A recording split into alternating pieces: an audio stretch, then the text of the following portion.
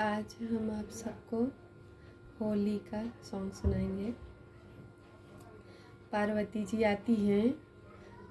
अपने माँ के घर में, अपनी सहेलियों से शिव जी के बारे में बोलती हैं। अड़बंगी हमारे भोला सखी, अड़बंगी हमारे भोला,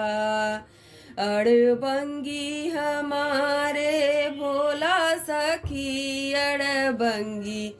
हमारे भोला, गोजर बिच्छू सांप लटकाए, छानई भंग का गोला सखी, अड़बंगी हमारे भोला, अड़बंगी हमारे भोला सखी, अड़बंगी हमारे भोला, भंगिया पीसत मोर हथवा दुखाला, भंगिया पीसत मोर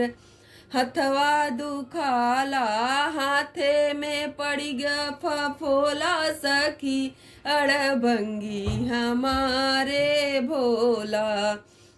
अड़बंगी हमारे भोला सखी, अड़बंगी हमारे भोला, अपुना छानई सबके छनामई, अपुना छानई सबके छनामई, भरे भंग का गोला सखी, अड़बंगी हमारे भोला,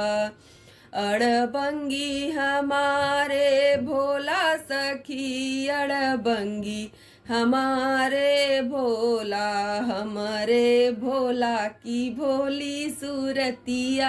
हमारे भोला की भोली सूरतिया, निरखत यस मन होला सखी, अड़बंगी हमारे भोला,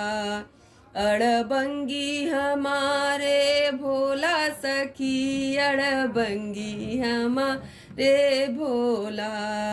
अड़बंगी हमारे भोला सखी, अड़बंगी हमारे भोला।